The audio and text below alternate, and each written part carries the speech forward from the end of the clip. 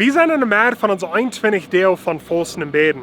Nu we het tempo den Thema van Beden, vielleicht hat die Röder noch Moses midot jat. Hierom wollt einer nicht krak, wo einer soll riet beden nu Gott. Nu de gode nieuwigheid is de Bibel is vol Jebäd van mannen en vrouwen wo nu Gott beden deuten. Wir können leren van deze Jebäd en de Bibel en de onwaan in ons heen leven.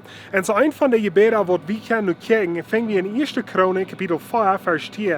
En Jabez roept den Gott in Israel aan en zei, zijn du mij en do mijn loonstak vergrateren. Stu mij bij en hul agelijk en bedragnis van mij weg. En God juif van dood, woever hij Jebäd horen. En zo wie kunnen ze deze Jebäd aanwenden. So dit is een kartet Jebäd, wat du kannst beten, vielleicht am Anfang von den Tag. Und du kannst sagen, Gott, sehen mich, dass ich kann sehen sein. Beschütz mich und meine Familie, wenn wir hängen sind. Hol mich agelijk weg von meinem Leben.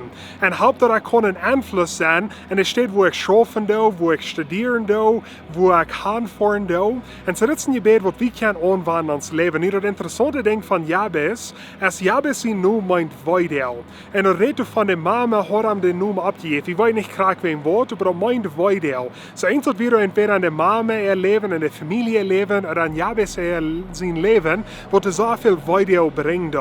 Nu, dat interessante ding van deze Jebäd is, we zijn niet dat Jabez jommerieren dat te God. Nu, ik zeg niet dat we niet kunnen. God zegt, we zullen alle dingen ver aanbrengen. De dingen wat ons slecht kunnen doen, de dingen wat ons wij dat. Op een Jabez, en dan wenn sie nun Weidel meint, hij kämpft bloß für Gott und hij sagt, hey, beschützt du mich, sehen mich, haupt dat ich kann sehen sein für anderen, dass mein Einfluss kann grader worden. Und so das ist ein Gebet, wo du und ich können beten. So ich will die Mutter sprechen. Wenn du nicht weißt, wo zu beten, dann studiere die Bibel. Die Bibel ist voll Gebete, wo diese Männer und Frauen für Gott gebraucht haben. Und so ich will die Mutter sprechen. Wir sind in unser letztes Werk von 21 Deel von Volsen beten. Wenn du noch nicht hast mitgemerkt, noch ist Zeit, um das Jahr anfangen mit Beten en Volsen 2024.